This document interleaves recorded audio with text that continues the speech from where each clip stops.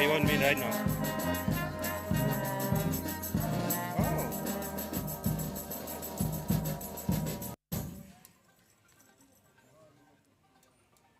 Are you still on me then?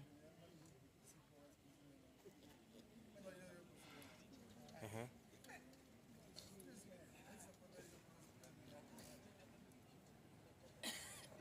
Okay, cool. Are you on me right now? Are you still on me?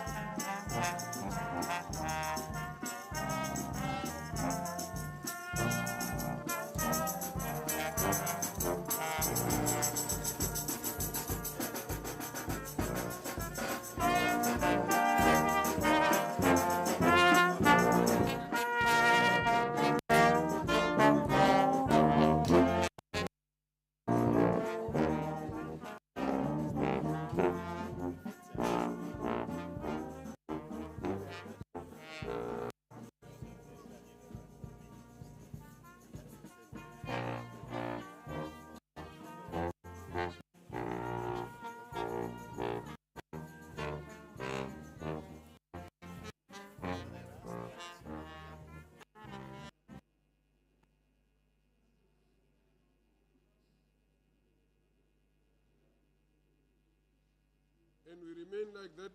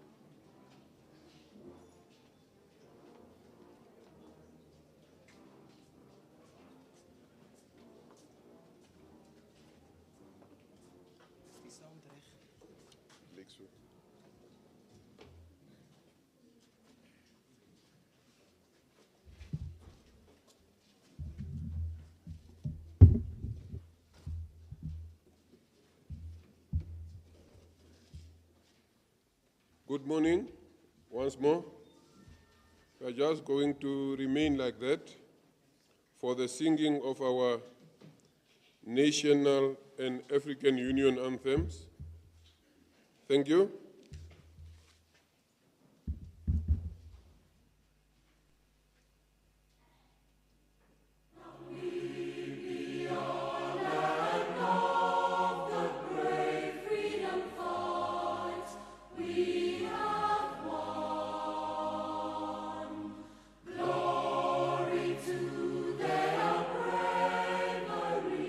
Whose blood waters our freedom.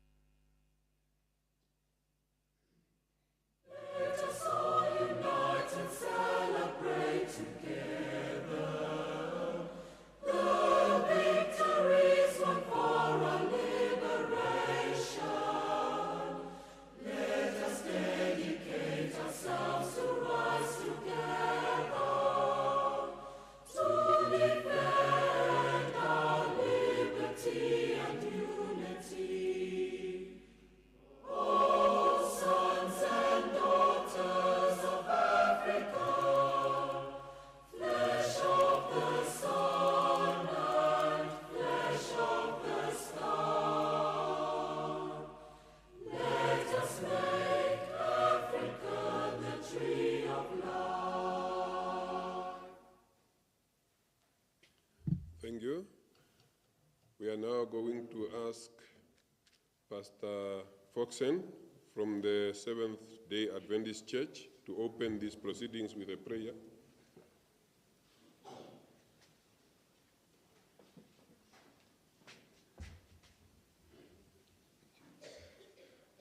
Let us bow our heads as we pray. To our Father and God in heaven, we want to thank you this morning for the privilege of life. We want to thank you, Lord, for the opportunity to congregate as young people and our seniors, to give us wisdom and knowledge and empower us on how we can better use the resources that are available to us to empower ourselves as young people for the future. I pray, Heavenly Father, that as we have come here today, let us not forget that you are the owner of everything. And today we are going to learn how to be better managers of what you place in our hands as young people. Thank you for this opportunity. Bless our leaders and bless this congregation. In Jesus' name we pray. Amen. May we take our seats?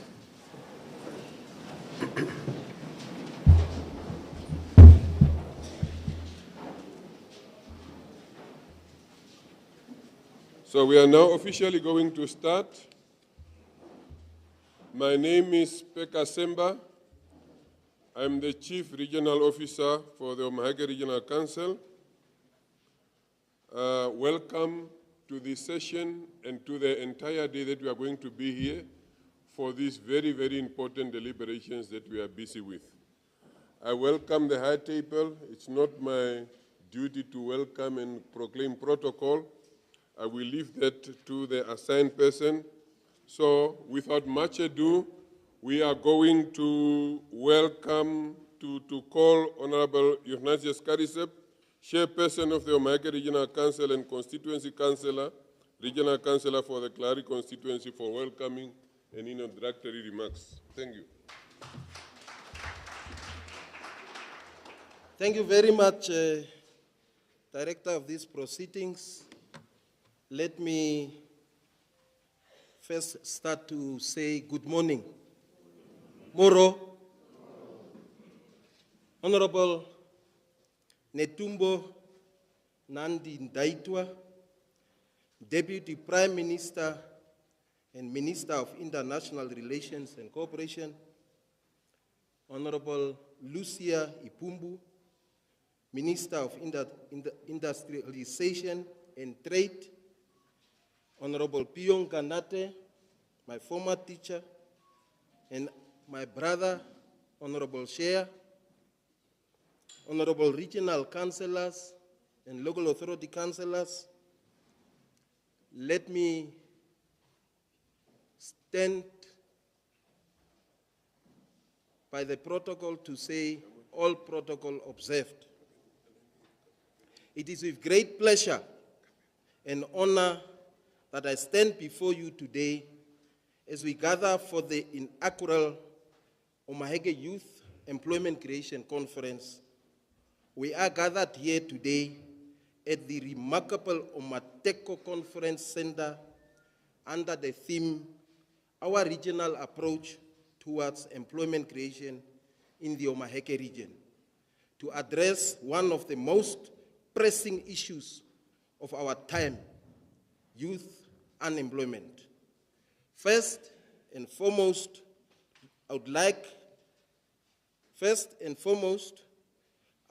to extend my heartfelt gratitude to each and every one of you for gracing us with your presence.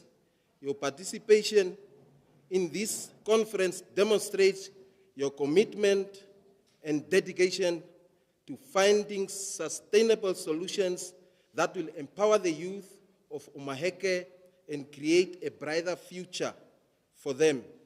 The significance of this event cannot be overstated. Youth unemployment is a challenge faced by the nations across the globe, and Omaheke is no exception. However, with this challenge lies an immense opportunity for growth, innovation, and progress. The energy, creativity, and potential of our youth and young people are unparalleled. By harnessing their talents and providing them with the right tools, mentorship, and opportunities, we can pave the way for a prosperous future. Over the next 3 days, we will delve deep into the complexities of youth unemployment, exploring its root causes, examining successful strategies and initiatives from around the world, and most importantly, fostering dialogue amongst all stakeholders present here. Together, we will identify practical solutions that can be implemented at both the policy and grassroots levels to create an enabling environment for youth employment. This conference serves as a platform for collaboration, knowledge sharing, and networking.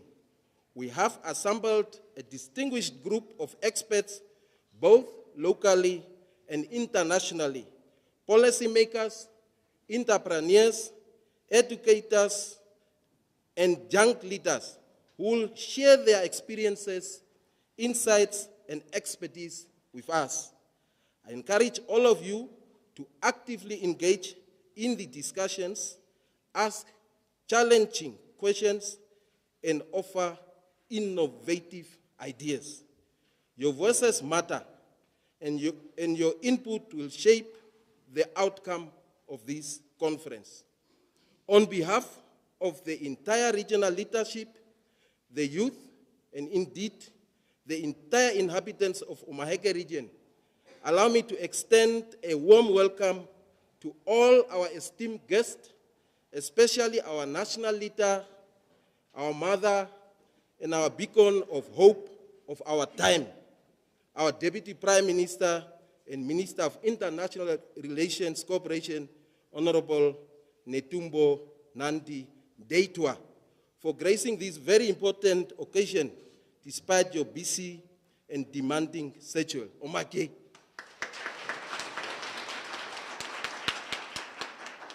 Honorable Deputy Prime Minister, your presence here today is a clear testimony that you are carrying the interest of our youth in the region, entire inhabitants of Omaheke region, and the country at large.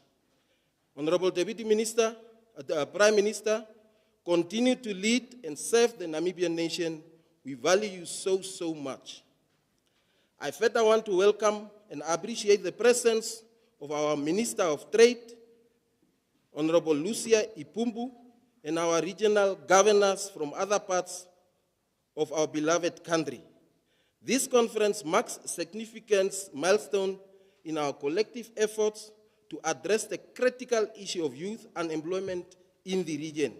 We are privileged to have the participation and support of individuals and organizations from across the globe who share our commitment to empowering youth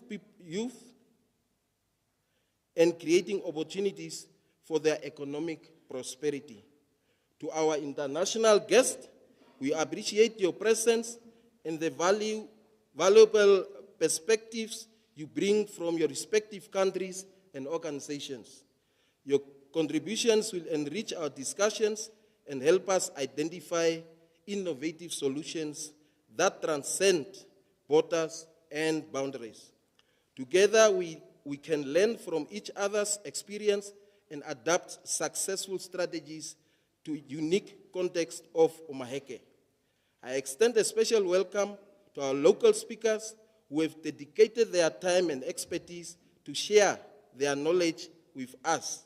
Your experience on the ground, your understanding of the challenges faced by our youth, and the solutions will serve us as a guiding light for our collective efforts. We are grateful for your commitment to the development of our region and the empowerment of our young people.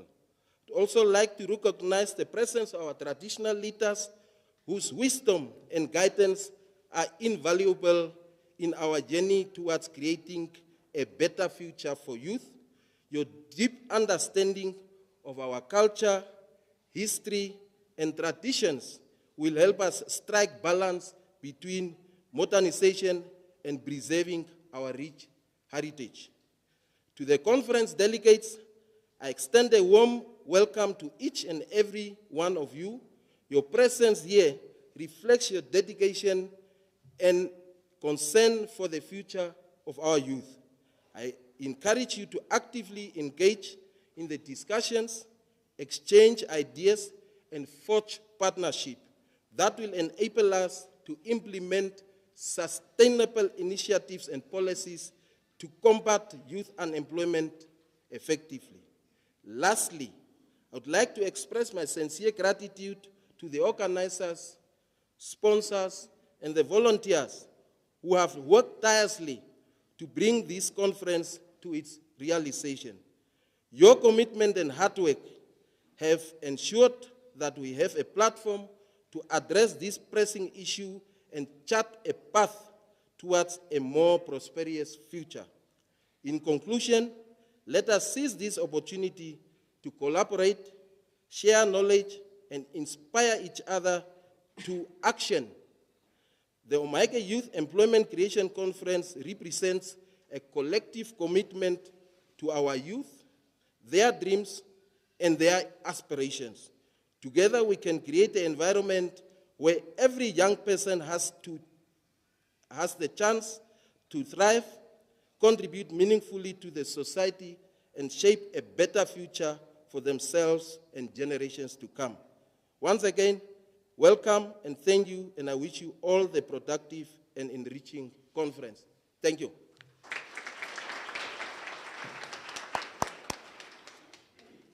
A round of applause once more. Thank you very much, Honorable Garisep, for those wise words. And now that you are welcomed, we are going to continue with our official program. And now, when I was in Ghana some time ago, I met a very dynamic man there, and he's here today. Doctor, you are here today. Welcome. We are going to have remarks from him. He is Dr. Thomas Abanga, founder and chief executive officer of the Abanga Group in the Republic of Ghana, and his attachment to Namibia, probably I will not reveal it. He is going to have the privilege of doing that. Doctor.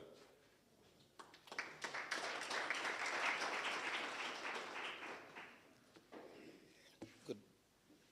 Master of Ceremonies, sir, Honorable Prime Minister, leader of the SWAPO Party, our mother, Honorable Natembo Ndawa, Honorable Lucia Ipumbo, Minister of Trade and Industrialization, Governor of Omaheke region, esteemed fellow business colleagues from around Namibia and the globe, allow me to stand on this protocol that has been established by the Master of Ceremony. At the onset, allow me to sincerely thank the Namibian government, especially in her absence, Her Excellency Meme Selma Ashipala Mosheve, the High Commissioner to Ghana. Also want to thank my colleagues and business people here. My name is Thomas Abanga. As you have heard, I am an agriculturalist. I am a farmer. I am an entrepreneur. I believe that agriculture is the only transformation vehicle that can transform our continent, especially Namibia.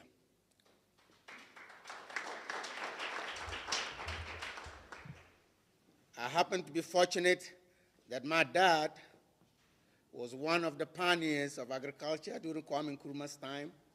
So I grew up in the farm. My blood rhymes with agriculture. In Africa, there's a research that says that in the next 15 to 20 years, the world is going to depend on Africa for two things. Number one is food. Why? Because 65% of the world uncultivated arable land is in Africa. Number two, 60%, the second part is human capital. 60% of the world population under 30 coming down comes from Africa. It tells us, one, the opportunities are there through agriculture for us to feed the world. Number two, they're going to depend on us for human capital for production. The problem with Africa is that agriculture is like a soup that you cook. You need to have all the ingredients together. There should be an architectural. You can't just build a house without having a design. But for years and years, Africa has been going backward without going through the proper architecture and design. And looking in Namibia, my interest, I was talking to somebody, I said, if you want Africa, it's in Namibia. Namibia has everything. Namibia has everything that represents the Garden of Eden. I have traveled the 14 regions, and I have seen the opportunities in this country. My presence here is to talk about agriculture. We can feed ourselves. And looking at this region, people in Norway, in Finland, all Europe, and now Ghana eat the best meat. And I believe most of the cattle comes from this region.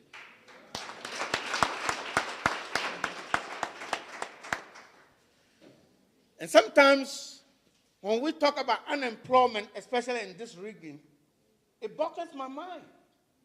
Because before those cattle turn into meat, it has to be processed.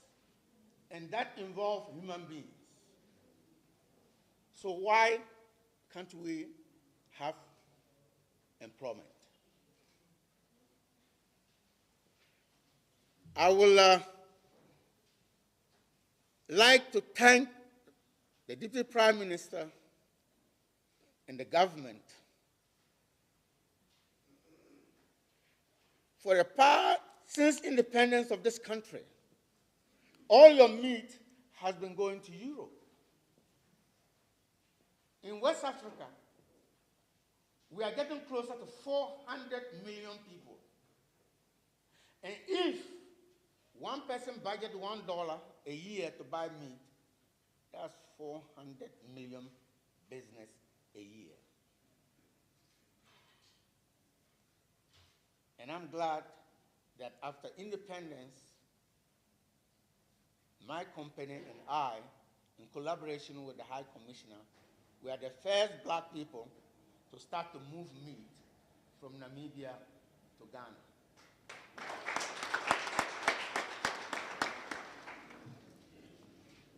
I am not interested in just moving meat. We have to look into the value chain. And I believe during my presentation, I will elaborate on that. This region, especially in Namibia, when people talking about drought, it boggles my mind. Because the water that is underneath the ground is more than the water that comes from heaven. And we can use that to challenge drought. We can also use innovation to challenge climate change. I see employment all over. We have something called outgrower scheme. I think if we do that in this region, because you cannot grow cows without the cows eating grass.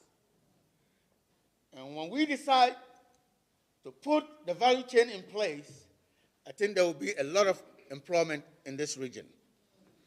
And I think we want to thank the government and the organizers of this forum for us to sit down and dialogue to see how we'll be able to explore.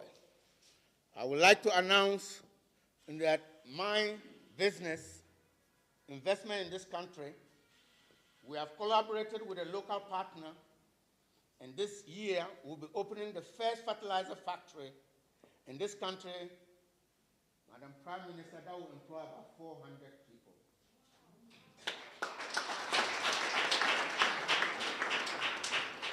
As I speak to you, I have engineers from Europe that are working extensively on that fertilizer factory.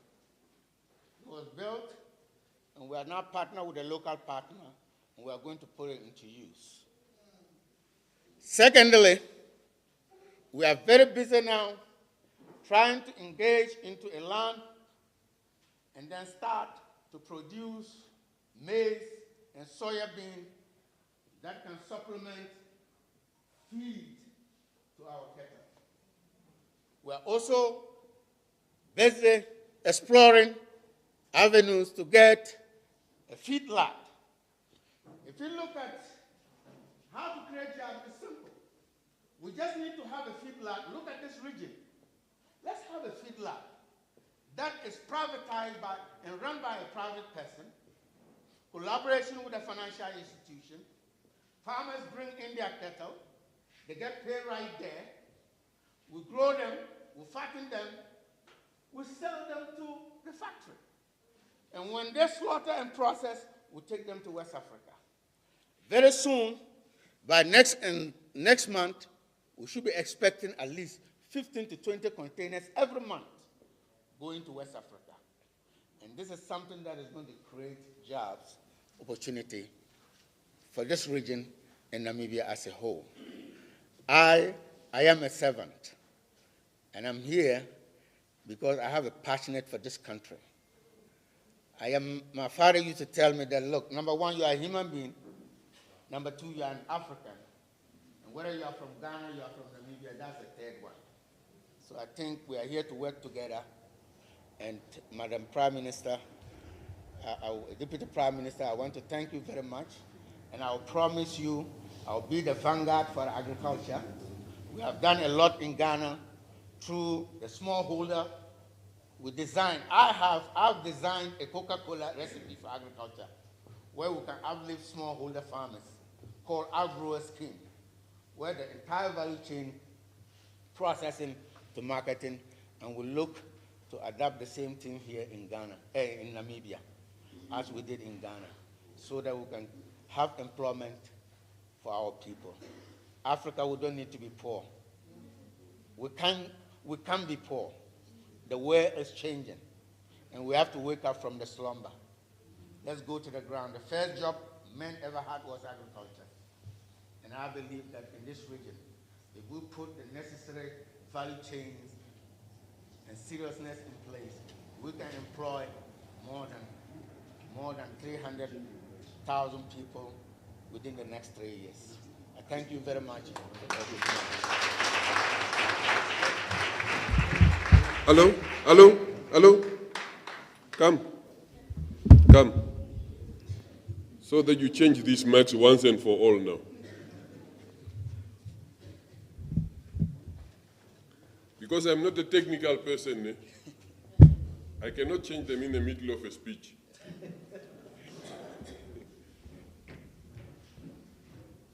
Are they fine now? Yes. Are you sure they are fine? Yeah. Good. I'm not going to touch them, I'm going to stand a little bit back. Thank you, Doctor. Thank you for those remarks. And when I met him in Ghana, give him a round of applause again. Yeah. When I met him in Ghana and he was telling these stories, I thought, but what is this man talking about? But as time goes on, I have realized that there's much potential in what he is saying here and telling us here. You'll hear from him when we are proceeding. Now, we have got the singular honor to have our Honorable Lucia Lipumbu, Minister of Industrialization and Trade in the Republic of Namibia, to make her remarks. Minister, welcome.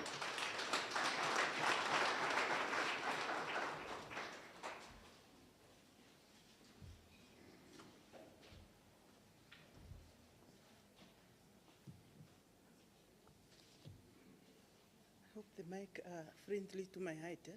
Yeah, I think so. Thank you very much. Thank you very much, Director of Proceedings, Mr. Pekka Semba, the Chief Regional Officer of Omaheke Region.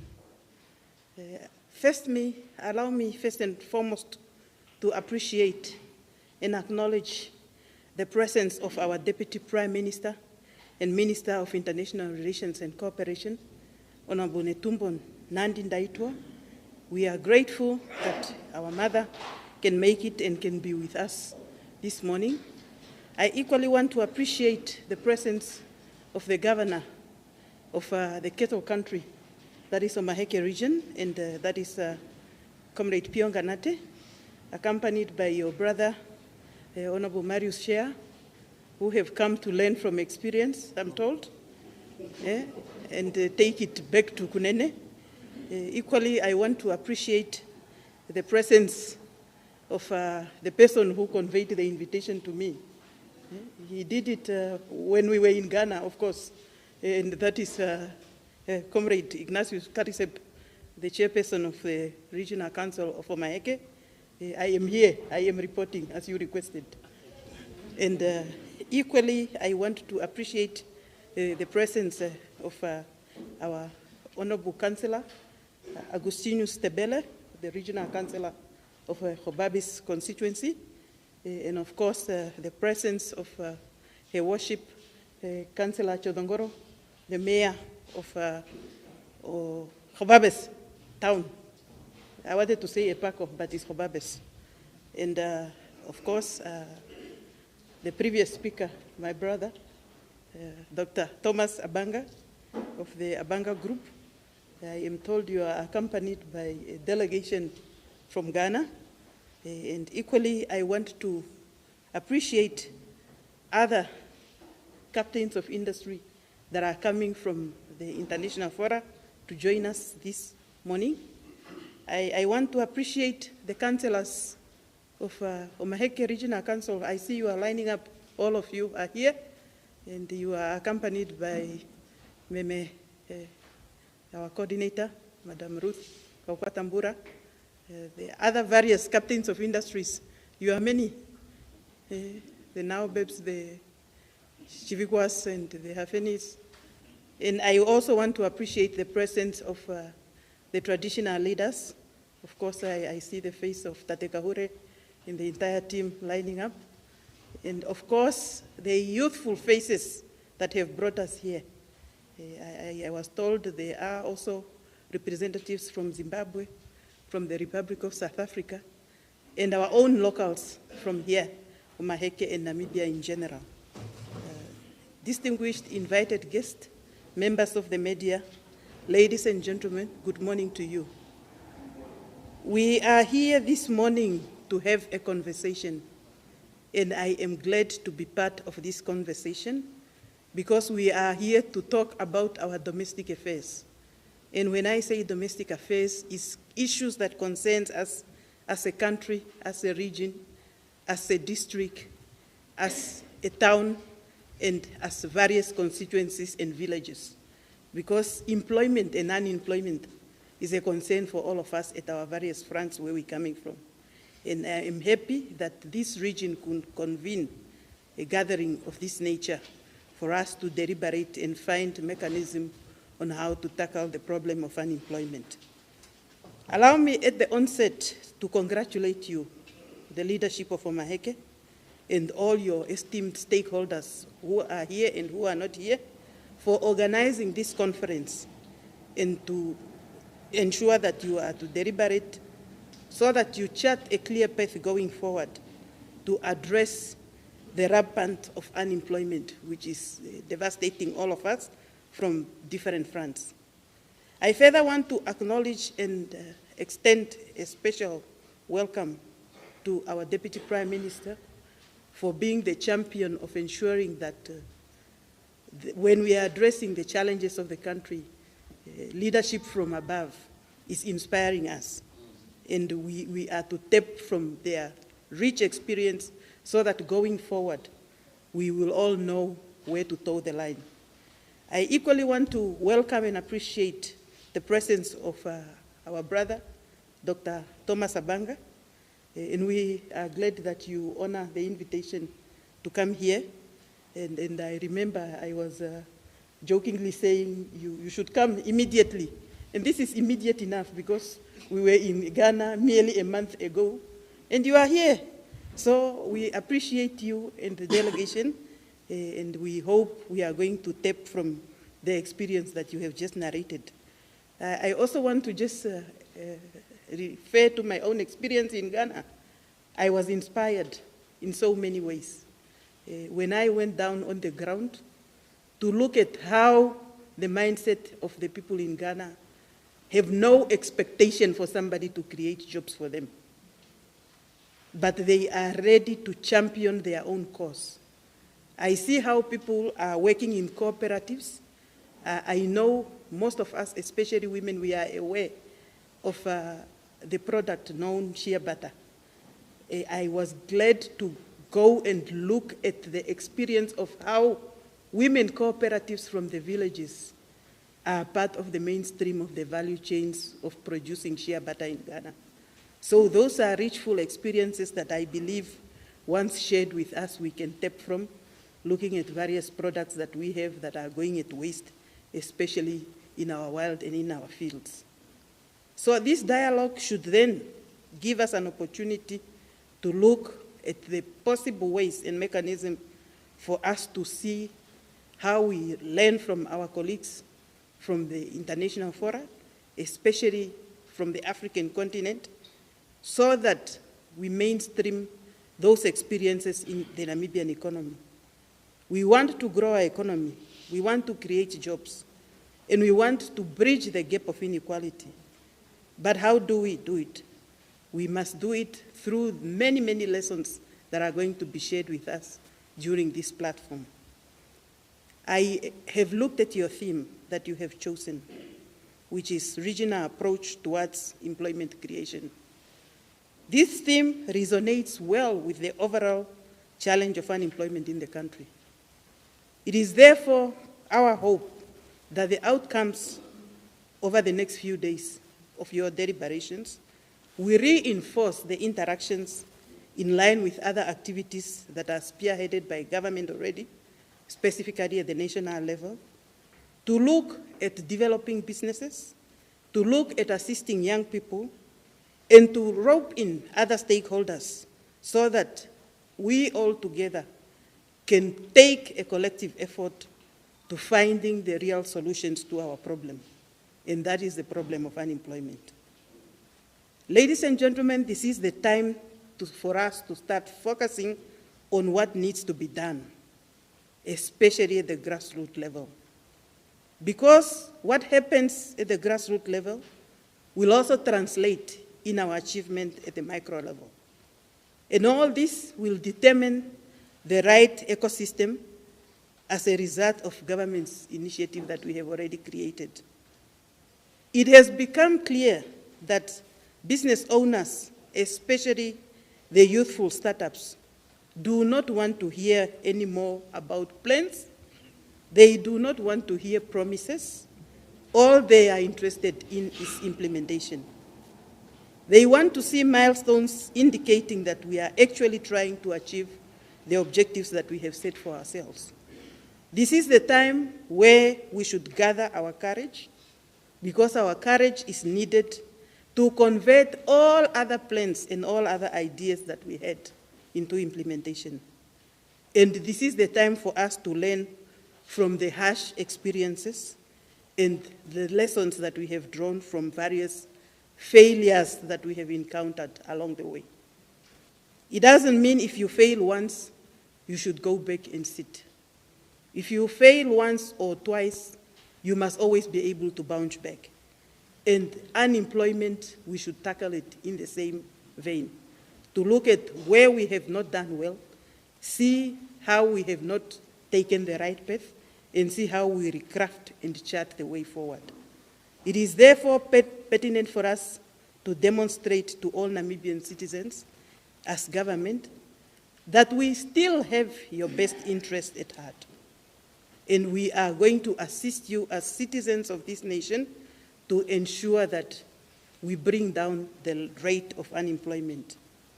We need to engineer our economy so that it speaks realities, and it should speak to the reality on the ground. Many of our discussions go in vain, but we want our discussions to go and build our strength so that one of the good days we would look back and say, we have achieved this and that. We have a strong political will, and for sure where there is a will, there will always be a way. So let us ensure that that will translate into realities. Comrade DPM and ladies and gentlemen, as we are all fully aware, the government needs to urgently address the problem of unemployment. We need to have a paradigm shift. We are aware of the fiscal space and how unfavorable it is, but we need to target sectors that matter. And we need to target sectors that have a potential of employment and sustainable growth of economy, especially at the regional level. If we talk of Omaheke region, of course it was already said that agriculture is one of our strongholds. But we can also look at sectors such as transport, tourism, livestock production, of course, what we are known for. And when we talk about livestock production, it's not only livestock in general for meat production, but for some other produce and developing some value chains. We can also look at the charcoal production and manufacturing of all sorts, because all those sectors that I have referred to have a component of manufacturing on them. If we zero down and scale our effort to focus more on these ones, of course without leaving others, I believe we are going to one day get the results that we want. We need to facilitate the transition from our informal sector to formality. There is this understanding that when we are trading at an informal level, we should remain at that level. And there are those classifications where we feel that those that are not at the formal level are not contributing to the economy of the country. We all have an equal role to play. And every other entrepreneur of note today started as an informal trader. And our support and our efforts should focus on ensuring that we bring everybody on the mainstream. We need to continuously and consciously integrate our economic and social objectives so that we ensure that our employment objectives are not subordinate to narrow the economic imperatives. Ladies and gentlemen, it's also important to acknowledge that people should be put at the center of development. Our human capital is the most precious products that we have in this country. And they need to have decent works. They need to be brought in all aspects of our development so that they become part of our overarching priority across the macro and the microeconomic sectors. The Namibian government is therefore cognizant of the importance of smart partnership. And that's why you see the colleagues, the leadership of this region, have embarked on ensuring that they bring in some stakeholders that would become stakeholders and partners of tomorrow, so that we together can deliberate and find interventions that would assist us to achieve our socio-economic development. All these efforts will stress the importance of our combined joint efforts as stakeholders to address the challenge of unemployment and also then to translate our economy into a strong and mainstream economy that would assist us to grow our country from one level to the other. So this conference should serve as a testament in the future that the regions have identified its vision, and the region have developed ideas, and the region is going to make a trend that will harness the capabilities of its citizens to ensure that all efforts benefits first and foremost to the citizens of this region. From the ministry's perspective, and that is the Ministry of Industrialization and Trade, our ministry, we are the custodians of business development in the country. And we continue to look at various avenues of assisting business. Of course, we have all taken note of the fact that the fiscal space is not favorable. But during the current financial year, the ministry will roll out specific programs and facilities that are aimed at assisting the SME sector to establish and grow their businesses in Namibia, targeting especially our youthful population. For many years, which is approximately 8 years, there has been an outcry on the revival of our equipment aid scheme, which we have finally managed to get some limited funding for, and we are going to roll out as from next month. I believe this program will bring a relief in ensuring that we will distribute some of the equipment that are needed, especially in the agriculture sector and for other production, so that we can also ensure full production. Equally, we want to solidify our manufacturing sector by ensuring that we give the aid in terms of the equipment, and equally also the training.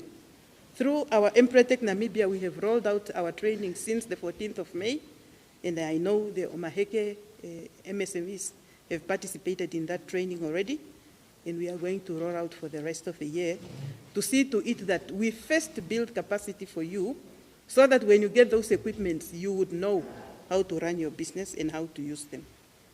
In addition, we will also then assist with the industrial modernization upgrading program. That is the program that we implement in collaboration with the SADC.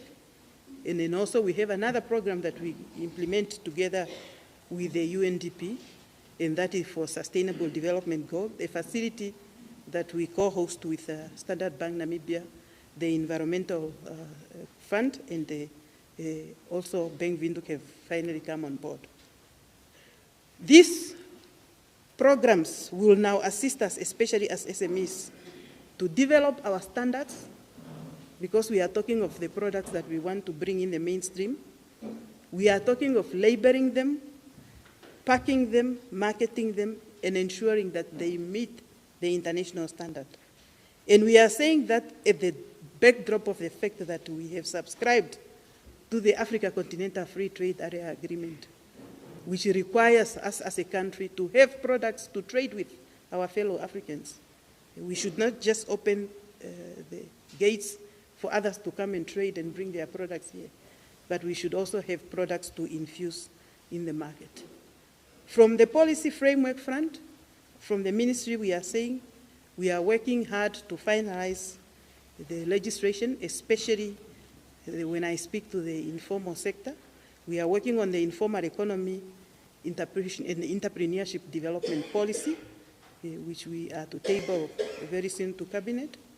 We are also working on special economic zone law. Of course, the policy we already passed last year.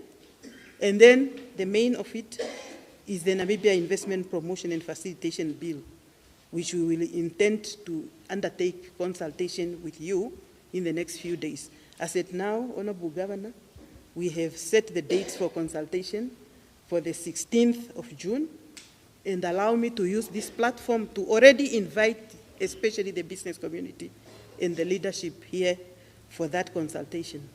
We will come back in a week's time for that consultation, and we invite you. Ladies and gentlemen, it's important for us as stakeholders to always collaborate, to find avenues of cooperation, and to ensure that our entrepreneurial activities bring everybody on board, because we need to scale up the amount of our products. Only then we will be able to compete in the market. The success of many instruments that we have mentioned is pegged on our productive capacity as a country, so that we infuse the much-needed products into the continent, especially to actualize the Africa continental market that I have just referred to, and to create the much-needed jobs. I therefore urge you, as the business colleagues, the youth, and all the participants of this conference, to work closely with the relevant government ministries and offices and agencies, and the private sector, and other stakeholders, and our international partners, to ensure that our products go beyond the borders of this region. Meat, as was related to, is just but one of the products. We have many that we can still identify and add value to for external market. And with the international investment that is open for us, we must make use, we capitalize on those opportunities, and we will be able to enhance the growth of our economy. On that note, ladies and gentlemen, let me thank you, let me appreciate the opportunity accorded to us as a ministry to be part of this very successful event. I'm saying successful because I'm looking at the participation, and we must hold hands, because collectively we will continue to achieve on our developmental agenda. And I look forward to the successful conclusion of this noble initiative. And congratulations to the leadership of Omaheke, and we believe the outcome of this is going to benefit all the Namibians out there. Thank you.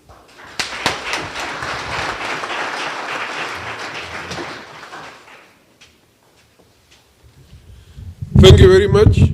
I should not touch, ne? That is what I said, but I touched it. Is it still okay? Okay. So, thank you very much, Honorable. Thank you very, very much for that powerful speech. You know, her commitment, when we invited her to come and be a speaker here to make remarks, this specific day, is it today or tomorrow? Tomorrow, she is taking her law examinations at the University of Namibia.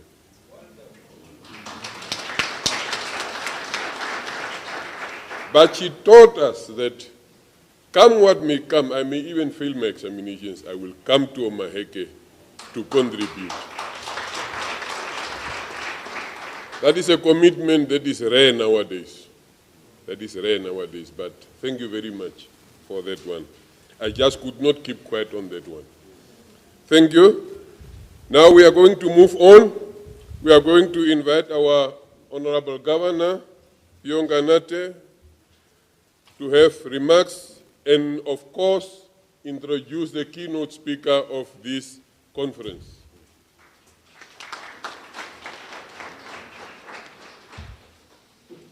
Thank you very much, Directors of Ceremonies, Mr. Peka Semba. And the Gariseps of this world are saying my former teacher is just a way to tell you that you are now becoming old. And I know that trick in Swapo, they will always call you senior and all those things when they want to eliminate you. That's just to take a little bit away the cold. Honorable Netumbo Nandi Daitwa, our Deputy Minister, our Deputy Prime Minister of the Republic of Namibia and Minister of International Relations and Cooperation, Honorable Lucia Ipumbu, Minister of Industrialization and Trade, Republic of Namibia. I think you came for blessings to Omaheke. You won't fail. Omaheke, always when you have been here, you are always going back enriched and blessed. Honorable Shea, my brother, I did not want to mention the word that the minister have mentioned, that you came to learn, but you should really not feel bad. This is the East. Honorable Ignatius Garisep, our chairperson of the the Omaheke Regional Council and Councillor for Kalahari, Honorable Tebele, other members of parliament present, Omaheke Regional Councillors and local authority councillors. I also want to single out worship the mayor of Hobawes and worship mayor of Ocho. A while ago, we also went to Ocho, worship mayor and governor, you remember. I was accompanied by the mayor and other local authority councillors, also to go learn. Nothing wrong to learn. Dr. Thomas Abanga, I met this man one day on a Saturday here in Omaheke. He made me work on a Saturday. And then a period of silence went, and I said, what happened to the man?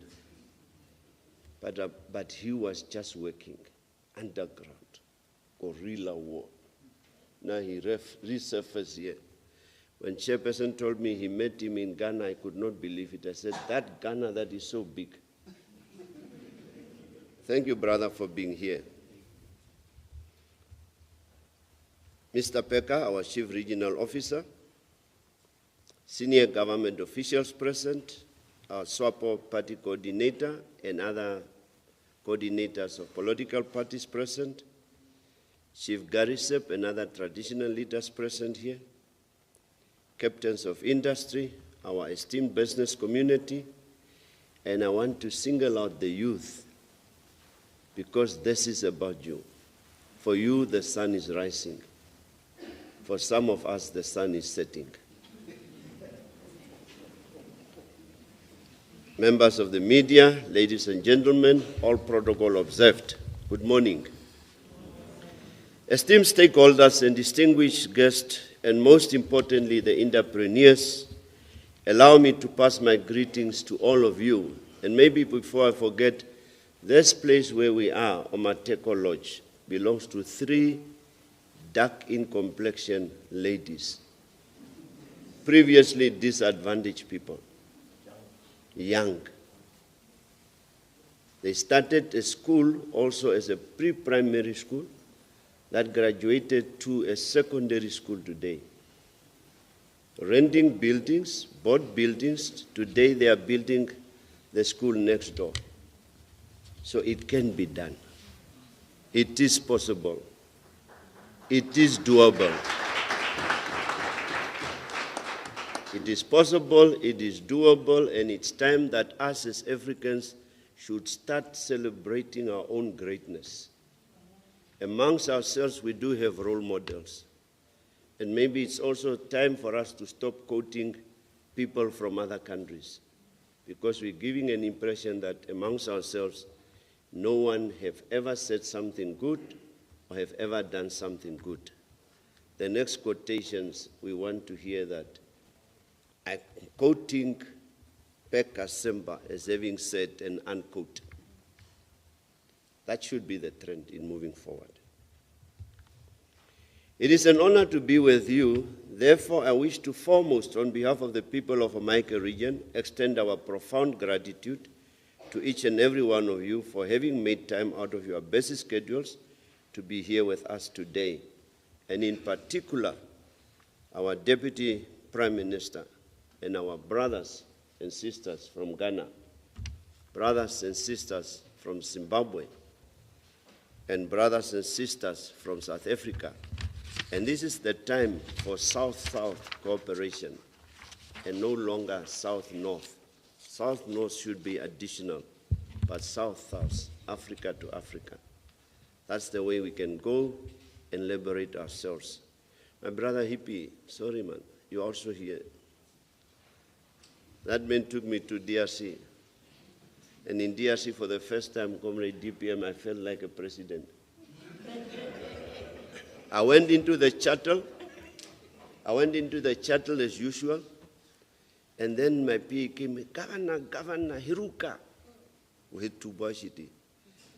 Then I look around because I did see the people, all those cars and soldiers and police officers. Apparently, they came to fetch me. And the first time in my life, I could also be accompanied by pim, pim, pim, pim, pim, pim, pim, pim. If I had made it to the Central Committee or SWAP, I could have said that I'm closer to that dream of becoming a president, but I'm not. As much as the morning is chilly, it's a bit chilly, I hope that we derive warmth in knowing that we are gathered here for a very good cause. I'm confident that your presence here is testament to your commitment towards our region's development.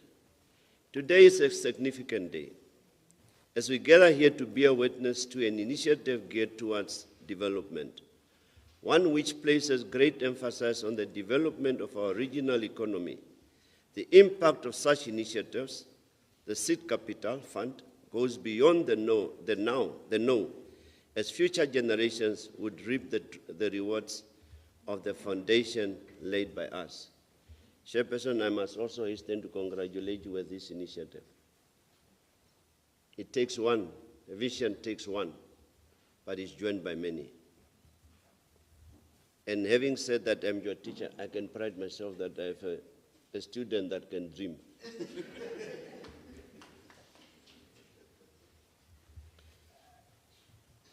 Distinguished ladies and gentlemen, I am of the strong opinion that all the center of our region's economic success should be the goal of building a new, fast-growing, more inclusive economy, propelled by greater levels of public and private sector investment. Having said that, there is thus a great need for regional government to spearhead the revival of our private sector and to deliberately propel the development of such startups through seed capital funding.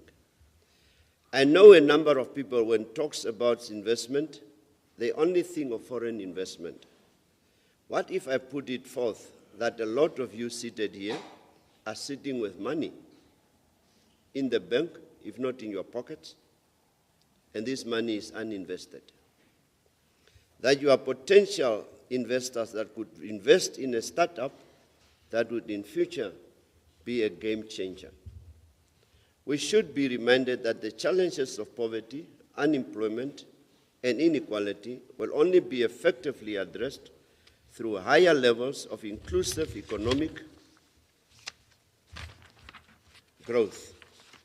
And it is why the call for the mobilization of both public and private sector investment to drive a socio-economically led recovery that is of paramount importance. Distinguished ladies and gentlemen, we have a mammoth task ahead of us, but we have great responsibilities as well. We should realize that startups are the future, and support towards the development of startups equates supporting the economy. The Innovation Hub, Honorable Minister Ipumbu, that you opened, is this year going to incubate 70 TVET students, giving them startup capitals, incubate them for 6 months, let them run a business for the other 12 months, and from there they must graduate. In Omaheke, we want them to graduate. They cannot remain SMEs. This story of always small, must end. We must start dreaming big. You know, when you talk to a Shirero-speaking person, Okashunda kanje, ongombe wanje, that language must change. That's why I built a big crawl, although it's very empty, half of it is empty.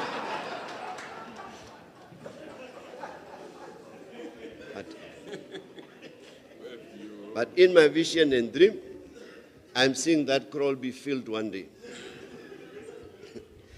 Allow me to take you back a few steps to COVID-19. It is said that in order for you to have a good understanding of where you are going, you must remember where you have been. COVID-19 has had a devastating impact on us.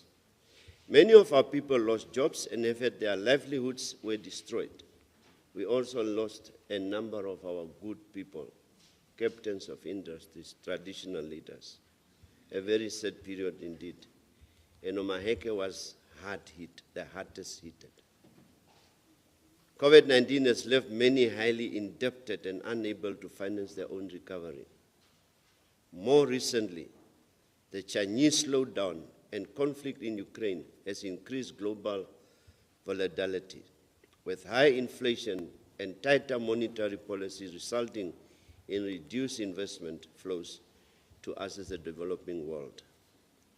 As much as there are serious risks at present, there are also interesting opportunities that have risen since COVID-19. Global value chains have been restructured to mitigate risk of over-concentration in China. The focus now is on building local and regional value chains, where disruptions in global trade or disasters in one part of the world will be less catastrophic. This represents huge opportunities for our region, country, and our continent. The pandemic has also greatly accelerated processes of digitalization. This could bring development opportunities if constraints which perpetuate the digital divide can be addressed, such as technology, skills, and infrastructure. Honorable leaders, distinguished invited guests, we are fortunate to find ourselves on a continent that is the home of future global demand. We have the youth dividend. By 2024, 1 of 3 people under the age of 24 will be Africans. By 2050, our population as a continent will double to almost 3 billion people. By the end of the century, it will triple in size to 4.3 billion. But to realize the benefits of this demographic dividend, my dear brothers and sisters, we need to undergo a paradigm shift that puts innovation and entrepreneurship at its center. We need to build a coherent ecosystem to support startups and scale-ups. And to do this, distinguished ladies and gentlemen, we need our own startup financial instruments, such as the Seed Capital Fund. This is one of the reasons we are gathered here, as I'm sure that the Employment Creation Conference will provide important direction on many of these topics, and most definitely, I'm looking forward to these engagements. Distinguished ladies and gentlemen, directors of ceremony, my task this morning is twofold. Inasmuch as I have delivered these brief remarks, I am also extended the honor to introduce the keynote speaker. Our keynote speaker, and here I must be very careful, my future might be at stake. Our keynote speaker is no stranger to this region. Her portfolio is extremely vast, as she held many and continues to hold many array of significant positions. She held the position of Deputy Minister of Foreign Affairs, Minister of Information and Broadcasting, Minister Women and Child Welfare, Minister of Environment and Tourism, Minister of Foreign Affairs, Deputy Prime Minister and Minister of International Relations and Cooperation. And she is the Vice President of the ruling Mighty SWAPO Party. Our keynote speaker has dedicated most of her youth to the liberation of our country, when other girls could dream of long nails and borrowed eyelashes. Her focus was the liberation of this country. She remained stern, determined, and stands to the Namibian cause. Inasmuch as she is a stern leader, she exudes a lot of warmth, as she is a mother to all. She is a great listener, a modest and wise leader. She is the beacon of hope to the girl child of Namibia, because through her, that our country will celebrate for the first time a female president. But that depends, and that depends entirely on all of us here. All of us. You can vote any other thing, but when it comes to the president, we have to make sure we vote the SWAPO presidential candidate. And I'm speaking as the governor of all of you. Distinguished ladies and gentlemen, please join me in welcoming to the podium Honorable Netumbo Nandi Ndaitwah, Deputy Prime Minister of the Republic of Namibia and Minister of International Relations and Cooperation, and your future President.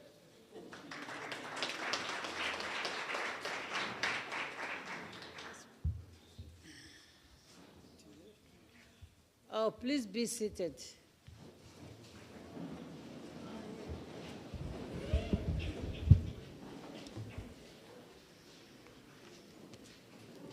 I think this mic is too...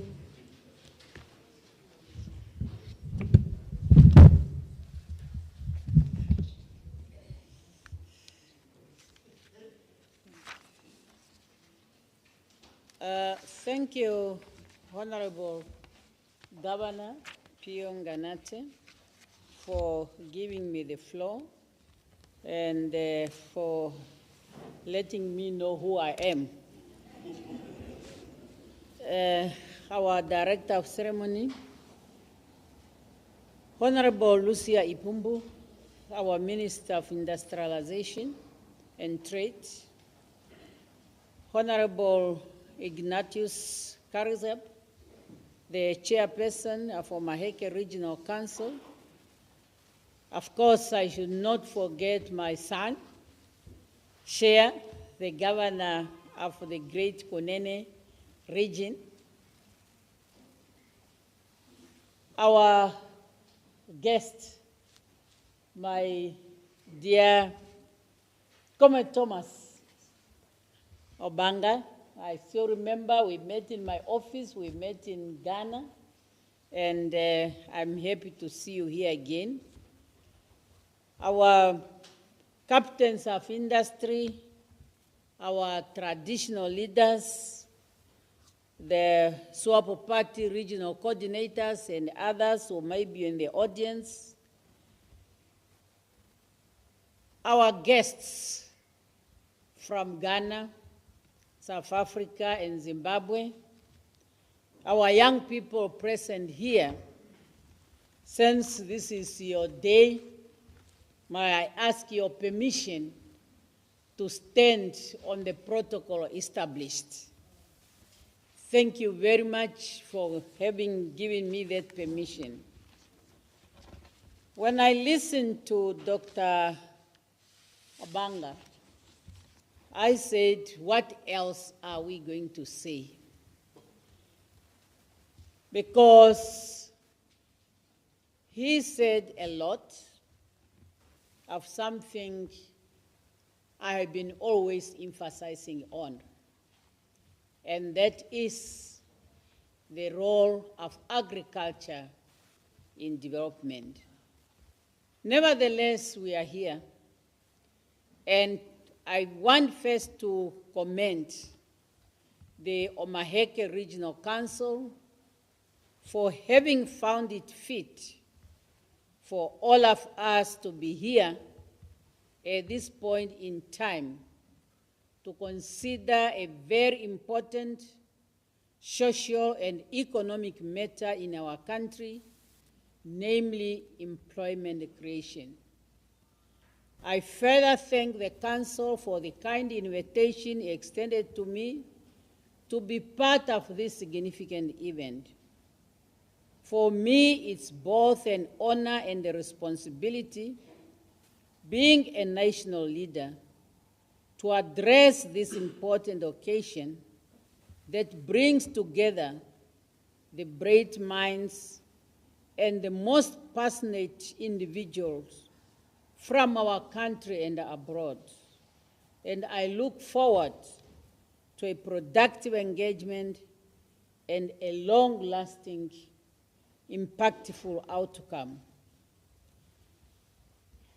While this conference will focus on Omaheke region, the issue under discussion is of great concern to Africa in general and the whole of Namibia in particular.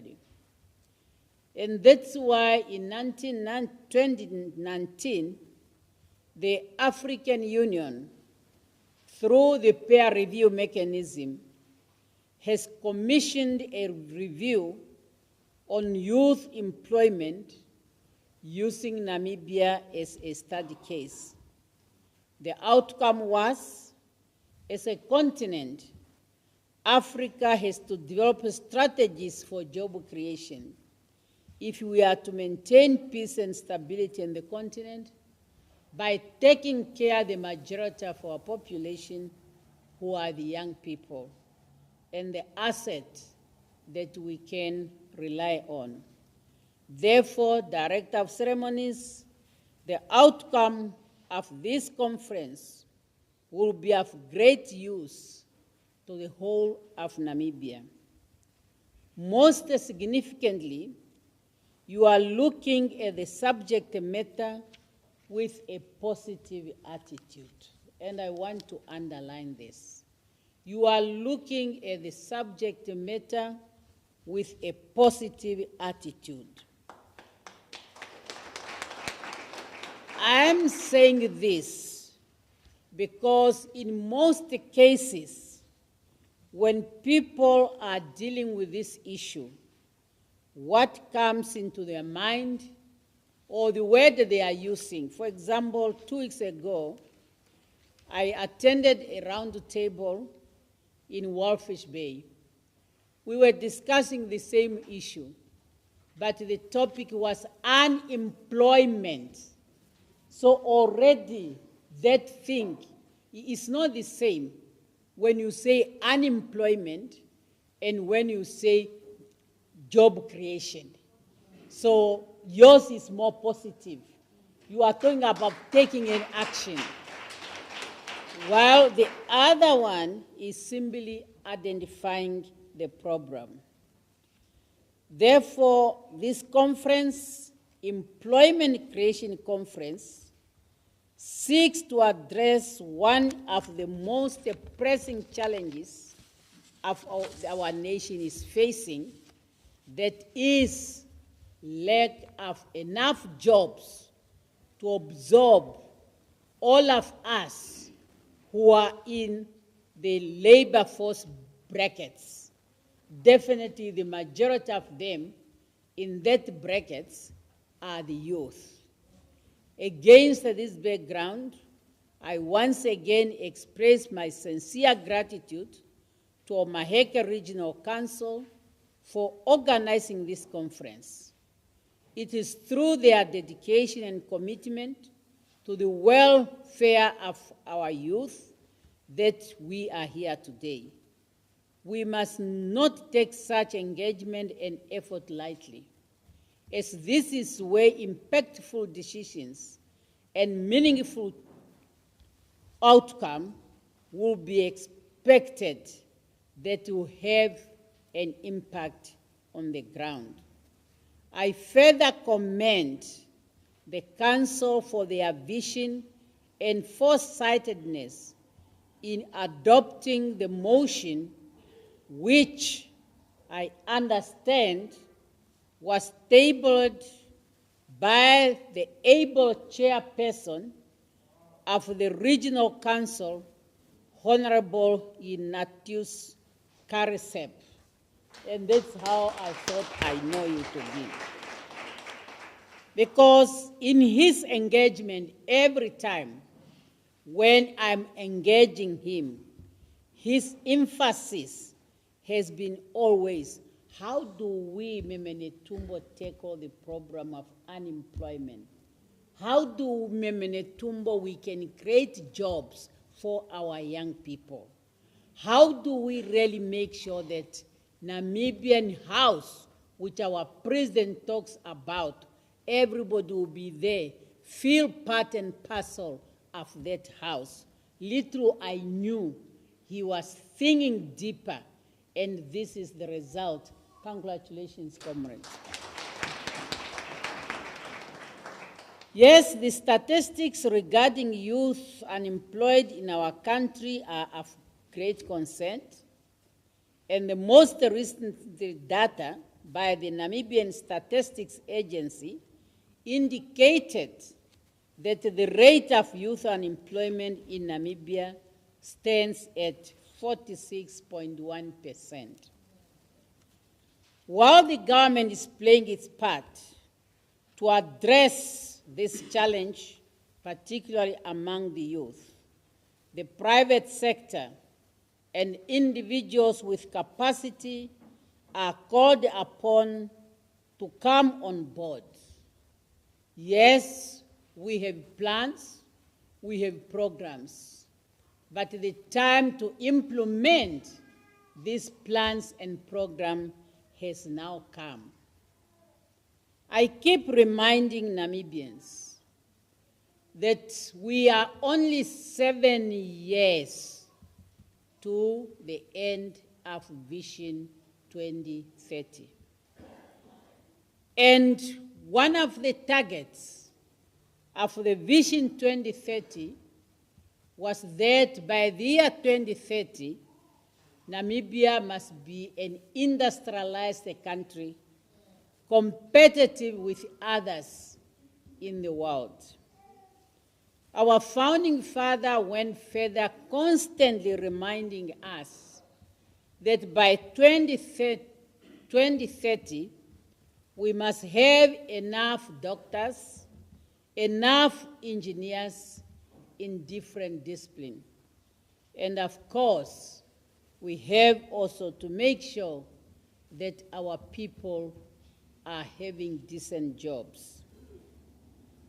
Yes, now is the time for us to reflect and see where we are and where we lag behind. What can we do in the next 7 years, at least, even if we do not reach the full target of Vision 2030, we must be somewhere. And when I'm listening to people like Dr. Banga talking about how many jobs that can be created in the next 3 years or so, to me, that has a direct impact on adding value to what we want to achieve by 2030. Director of Ceremony, government programs are known to many of you. And I believe during the deliberations, the experts might elaborate more. However, I can mention some of the programs include Youth Credit Scheme, and of late, as part of the post-COVID recovery, the government has introduced the young entrepreneur support through the development bank, where, unlike before, when our young people and young entrepreneurs were handicapped because of not having collateral, the current program does not need collateral. The only collateral is your business that must be a viable one. Once your business is viable, that's the collateral, and you'll be helped. I therefore believe that our young people who are not aware, from the discussions you are going to have, they will be made aware, and our entrepreneurs can make use of that window. It is also my belief that all of us attending this conference, we are going to pool our efforts together and to make sure that at the end of the day, the outcome will have a positive impact in the people of Omaheke region and, of course, Namibia as a whole. I was impressed when I heard the governor talking about the seed money that you have worked on yesterday when you had a dinner. And this is the way to go, that individuals and institutions can come in, because when you have your program at the regional level where action is taken, then you are making our people to have confidence in our system. We must accept it, that for whatever reasons, there is a sense of mistrust between the people and our systems. And that is the trust that we need to bring back. And when Honorable Chairperson of the Regional Council, Honorable Governor, Omaheke region is starting this program, let transparency be the guiding principle. Let honesty be the guiding principle. And if we start in Omaheke and people start to have that confidence, I'm telling you, the spark burns a forest. So what you are starting in Omaheke will have an impact in the whole country. Our youth are the heartbeat of our nation. Our youth are the assets that we can rely on as a continent and as individual countries, as they have a potential to shape the Africa we want. They have a potential to bring the Namibia we want. We therefore have to make concerted efforts to prepare them for a better tomorrow, starting with quality education and training that should be offered in our schools and institutions of higher learning. Career guidance to be taken seriously by young people. Young people need to understand the market to enable them to choose the appropriate fields of studies.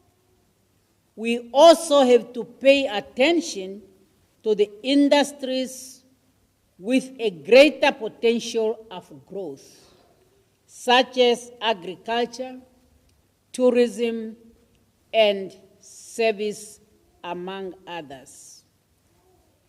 If well-resourced, agriculture can be a game changer.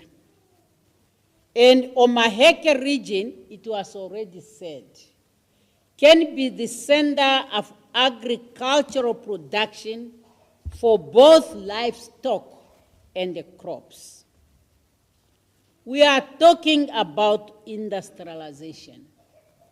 History tells us that all over the world, there are only 2 countries that has reached industrialization not through agriculture. That is said Singapore and Malta.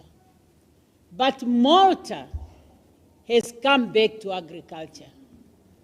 And you might not know that when we were affected by a severe drought in this country, we have to consume potatoes from Malta as a donation to us. So agriculture is the key to industrialization. And as I say, agriculture is a full faculty in any university. Because when you talk about agriculture, you must start understanding the soil you want to use. You must start understand the animals you want to breed, as well as the plants you want to plant in a certain area. Before now it comes to the real tilling the land, and then even during that process, you have to understand what is attacking your plants, how to take care of your plants, how to take care of your animals. And there are different things that you can use, both traditionally and conventionally. And one needs to learn on those things. Agriculture is to provide us food. And I say food is not a need. Food is not a need. It's a must. It's a necessity. So you cannot go wrong when you are producing food. The COVID-19 pandemic became also a lesson to us, because as we stand here, we never knew that we depended as a continent in Europe, particularly Russia and Ukraine, when it comes to fertilizers, when it comes to some food. Until the conflict broke between the two is when we realized how vulnerable we are. And we take it that is a lesson learned.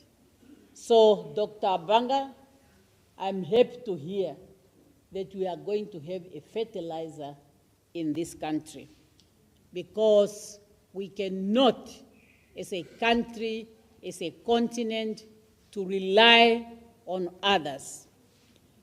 The president of the African Development Bank has informed us that the next generation of millionaires will be agriculturalists, will be people who are in agriculture.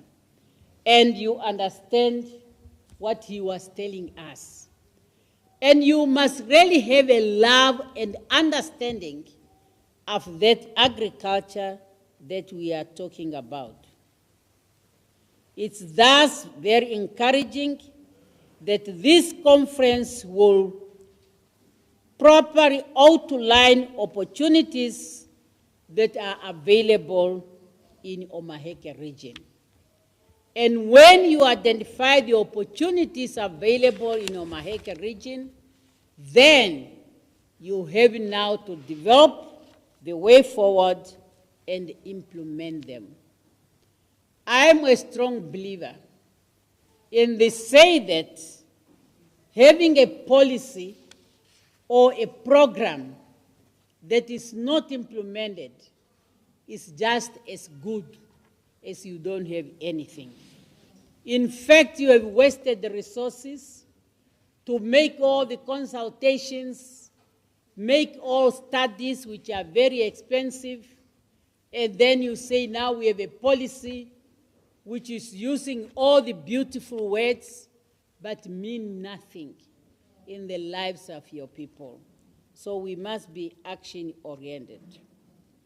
Today we are here, Director of Ceremony, to change the narrative. We are here to ignite a spark of hope and create a platform of collaboration, dialogue, and action.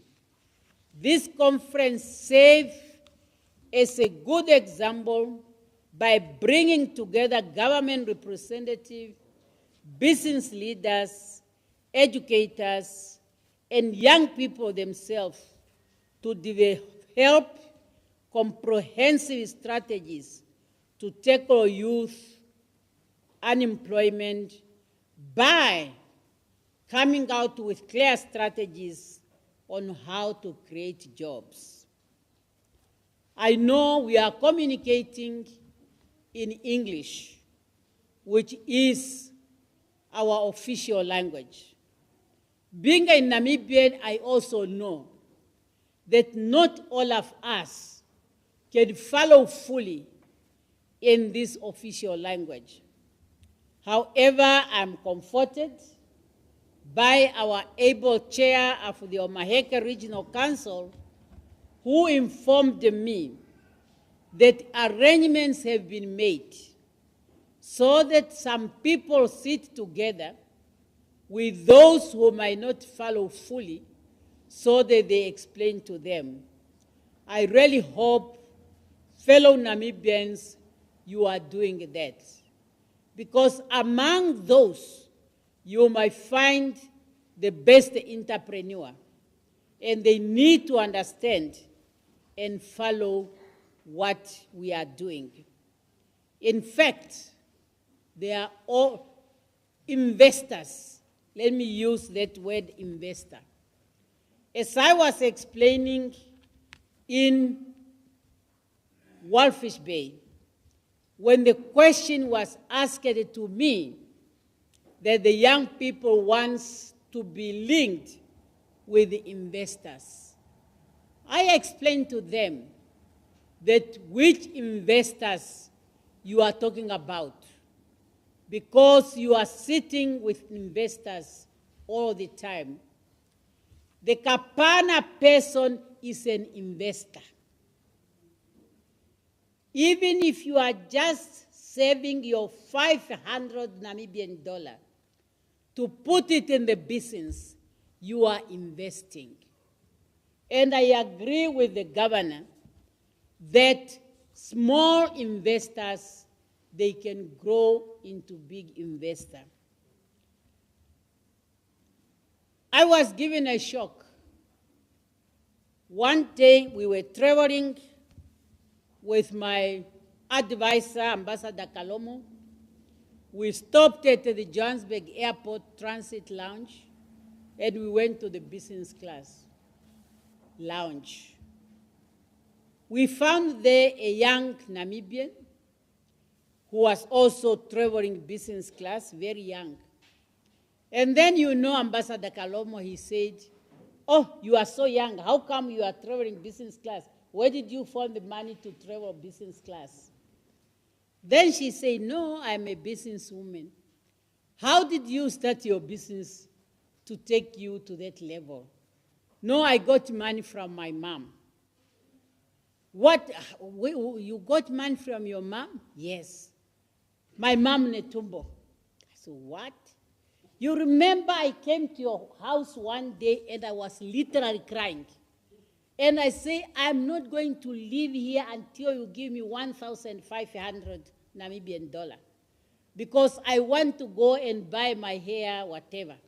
So she stuck apparently. She says she's not going to leave. And I had to give that money. Today, she's a big business person. So I didn't know, but she reminded me there that she's the one who gave me 1,500. So that's right, that this SMS have to grow to become business, big businesses, and then to employ others. We must recognize that the solutions to this challenge lies in multifaceted approach. It requires concerted efforts of all stakeholders, including individuals. Our government is committed to create an enabling environment that fosters innovation, entrepreneurship, and skill development. We will continue to invest in the quality education, ensuring that our youth are equipped with the knowledge and skill demanded by the job market of today and tomorrow. Furthermore, we will continue to promote entrepreneurship as a viable career path and provide the necessary support system, including access to capital, mentorship program, and business development resources. We want to empower our young people to become job creators rather than job seekers, to build their own entrepreneurship, and contribute to the economic growth of our nation. One thing demanded by the youth in Walfish Bay during the round table was the issue of internship. internship to allow them to become employable. And the government is committed to strengthen the internship programs. And we also ask the private sector and the state-owned enterprise also to have internship programs. That is what works all over the world. We don't want by now to make it compulsory by law, but if we are pushed, we would have no choice. But we don't want people to be pushed. It's better to work with your conscience because that makes you to do better. But if your conscience does not want to help you, then the system has to help you. There's no other way. So because the responsibility does not only rely on the government. Educational institutions must adopt their curriculum to meet the demands for the ever-evolving job market. You might recall my word has been, and it will continue, to say the market and training institutions must talk to one another. The market and training institutions must talk to one another. They should prioritize practical skill, foster innovation and creativity, and provide internship and in order to bridge the gap between theory and the practice. Last weekend, I was with all the chief executive officers of the parastatals when they invited me to join them at their annual general meeting. This year it was in Grootfontein. And there you could see theory and practice which the National Youth Service is providing to the young people who enter the National Youth Service. In fact, private sector, encourage your employees to go for the National Youth Service. You will not regret because it will also increase your productivities when those people come from that program. Looking at the strength of this region, let us unpack the opportunities made available in agriculture is mentioned.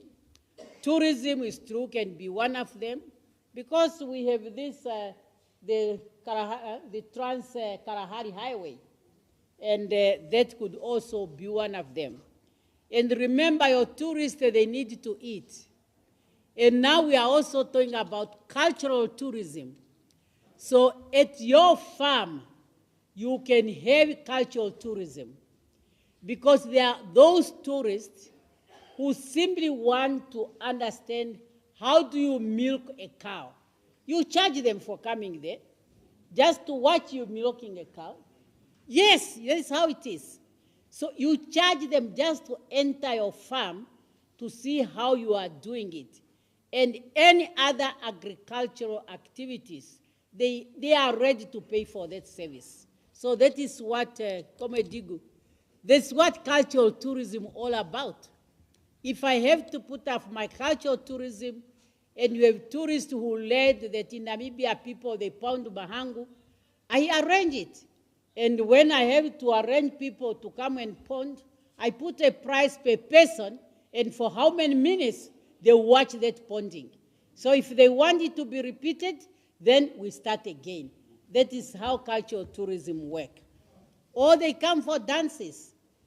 So you can only, the group can only perform for 3 minutes, and each one pay this amount. If they want echo, then another amount in the same way. They will be ready to do it, I can tell you. Am I right, doctor? Yes. They will be ready to do it as long as you package it nicely and you talk it nicely. So tourism can also really work in this region. Last, I want to address our young people in this room and beyond, because I understand this is a live broadcast. You're the architects of your destiny. You possess immense potential, and this nation believes in you. And I know it as one of your national leaders, that the Namibian nation, the elderly, we believe in you. And we accept and we know what you can do for our country. Embrace your passion, dream big, and work ruthlessly towards your goals. There is a say that think globally, but act locally. Now, that does not mean you are selfish. You just think, I want Namibia to be an industrialized country. I want Namibia to create jobs for Namibians. And then to act locally, then start now where you are, creating those jobs. And then you have an impact in the whole globe. So think globally, but act locally so that you have an impact in the whole globe. Remember that success rarely comes without setbacks. When you fall, pick yourself up. I'm where I am as a Deputy Prime Minister and Minister of International Relations. Don't think the road was so good throughout. No, there's been ups and downs, but you pick yourself up. Pick yourself up, because that is life. Life can never be straightforward. Even these gadgets we are using now, you don't know how many mistakes they have made before they produce them. We are now flying all over. You don't know how many people died when they were trying to invent planes and so on. So when you are falling, it's better just pick up and never remain there forever. If you don't make a mistake, you have never done anything. So every failure must be a stepping stone to success. Young people, every failure must be a stepping stone to success. I know you are facing many problems, but please have an open mind and let the challenges you are facing of unemployment, of this one, you want this one, not really to colonize your mind to the extent that you are no longer able to think. That is going to kill us. We know your plights, but together with you, it's only then we'll be able to solve them. Because if you have no open mind, whatever the leaders bring on the table, you just want cash immediately. And then you will not do anything. It's a simple appeal from your leaders so that together we can move forward. Do not be discouraged by temporary obstacles, for your resilience will determine your path. We see movement in other strategies, economic area, which are coming up, such as in the mining sector, in the transport, and the logistic. In fact, agriculture has a big impact on logistics, because all the food has to be transported from one area to another. So that is what the agriculture can do on everything. Namibian youth, use your opportunities that are based on growth points and grow from there. Our young people should take advantage of emerging industries in Namibia, such as oil and gas, as well as green hydrogen. Because these being new industries no one can tell me that we have necessary skills for people to be employed in this industry. And we are told these industries will only come operational in the next 4 or 7 or 8 years. What should we do from now is to prepare our people with the necessary skills so that when the time comes for these industries to be operational, they will not export people from outside. And remember, this is African resources. And they are not only discovered in Namibia, they are discovered in many countries in Africa. So the whole of Africa must be ready, so that Africa, we avoid our young people leaving the continent following their jobs. I call them they are following their jobs, because when we export our raw material to other continents, we are literally exporting our jobs. And now when our young people are going there, they are treated like intruders. Meanwhile, they are following their resources that were taken there. But now time has come for us to stop that, and that's why we also emphasize on value addition. Director of Ceremonies, when this conference concludes on Friday, let all participants not forget the commitments that are going to be made here. Chairperson, make it a special conference. Let it not fall in other categories. Where we go, we take decisions, and then they end up there. If you can just even succeed with 2 or 3, you have made a breakthrough. And that is really what is expected. So let us all walk away with renewed sense of purpose and determination to create a brighter future of our youth. Africa Agenda 2063 is a responsibility of each and every African citizen. And every country is expected to play their part. And even what we are doing today in Hobabis or Omaheke region is contributing to the realization AU Agenda 2063.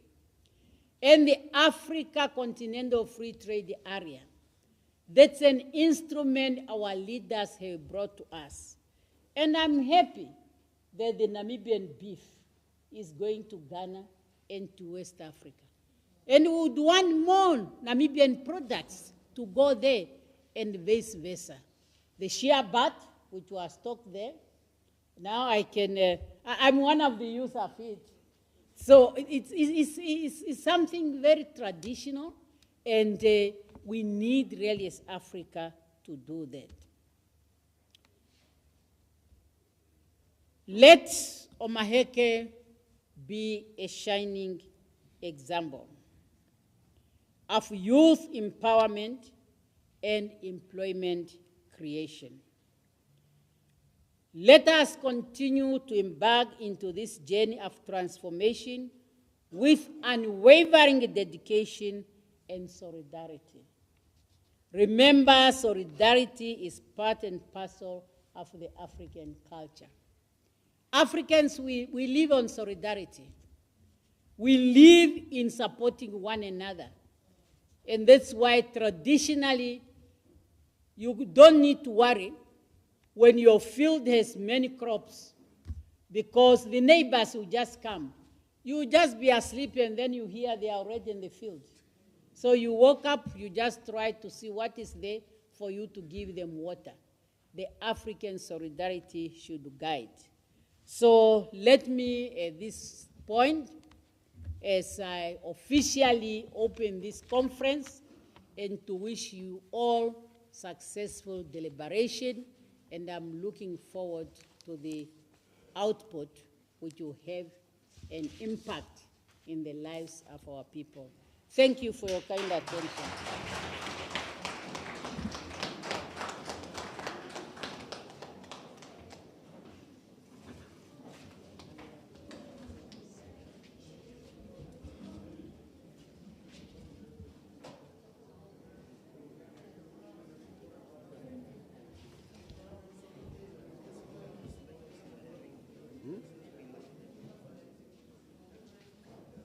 Thank you very much. You may be seated.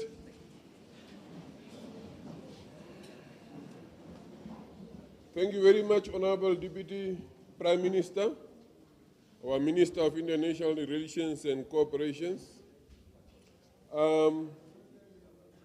We have heard it from her and from all the speakers now. The most important word is let us change the narrative. Let us change the narrative so that Omaheke, the youth especially, must become job creators, employers. So, in that same sense, we are also promising here as a regional leadership of Omaheke Regional Council and the whole Omaheke that it will not be business as usual in terms of this specific conference, because we are going to take resolutions that are tangible and that we can apply checks and balances to in terms of the way forward.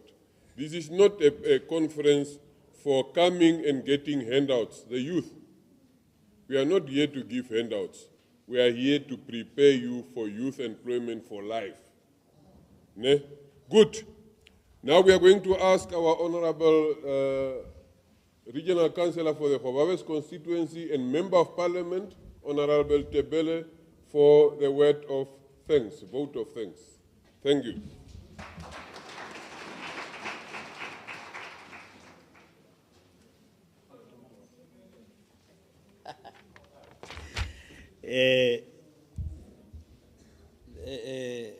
I understand we shall not touch anything here.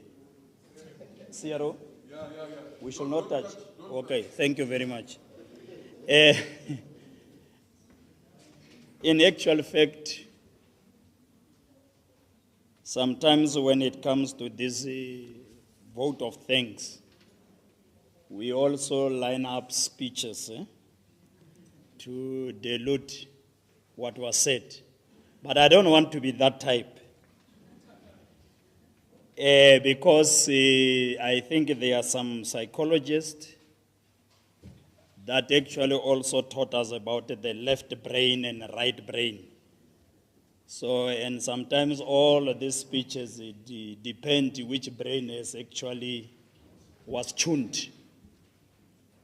So, with that, I'm actually honored really to thank the mother of the nation.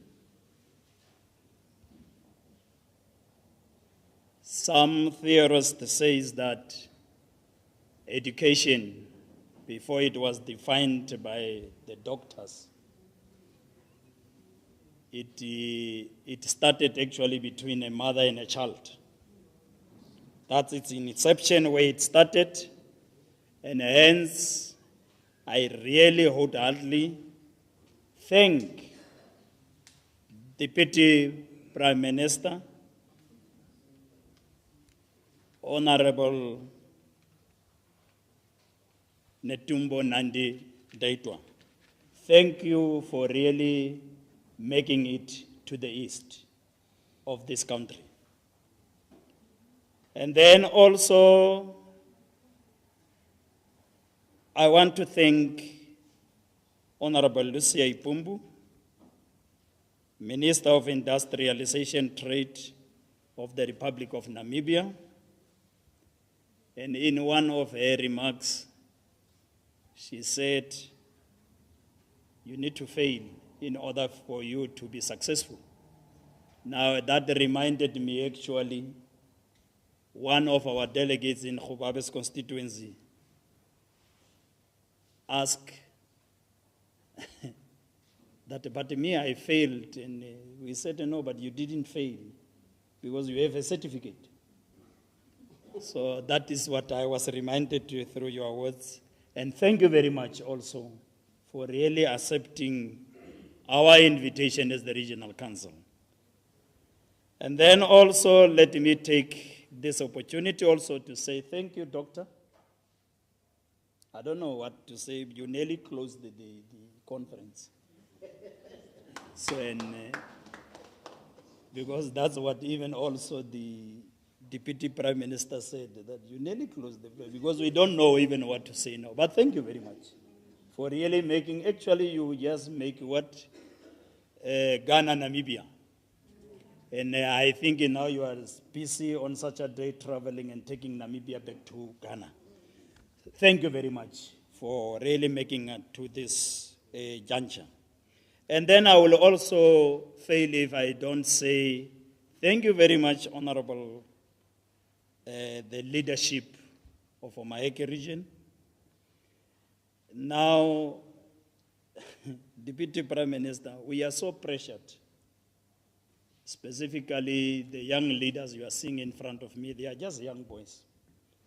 And now the governor and the CRO they are teachers. They are even their products. Now sometimes if you make speech and the English is not so well because the CRO was the English teacher. And then sometimes so, but thank you very much, Honorable Governor. Thank you very much, CRO. And then thanks also Chairperson of Omaheke Regional Council and the leadership for making it to this juncture, and also our mayor, her worship, for also making time to be with us at this opening. And then in conclusion, I will say the traditional leaders, all invited guests, and then the delegates from different constituencies. Thank you very much for really making it up to here. And I said I don't want to be very long, otherwise I will copy the speeches. Thank you very much.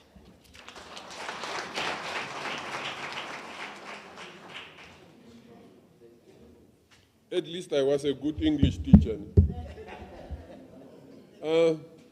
So we have come to the end of the first session. We are very eagerly awaiting the second session, which is actually the most important one. But before the main taper leave, just a few announcements.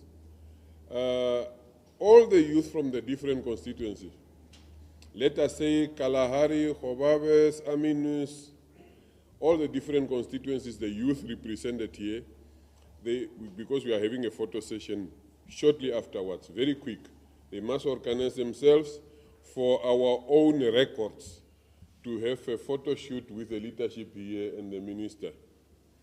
And then the traditional leaders also. Shifa Kaure, we want also to have your photo and the leadership.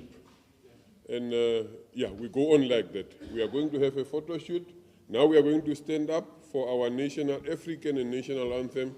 Then we conclude this part.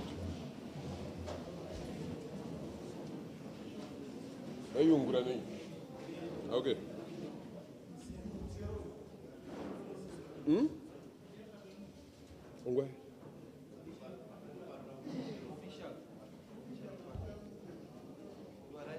Yeah?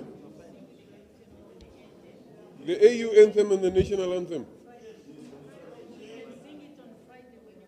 Oh, okay, okay. Good. Oh, what the thing. Good, we sing it on Friday when we are closing. Thank you very much, Councillor. Okay, then we are going to allow them to leave, and then let's have the organization, the different groups to take photos. We want to create a photo album. Yeah, that just at the lawn there, we are going to have the photo shoot there. Thank you very much. Let them first leave before we start with the exercise. Well done, Chairperson. Well done. Yeah.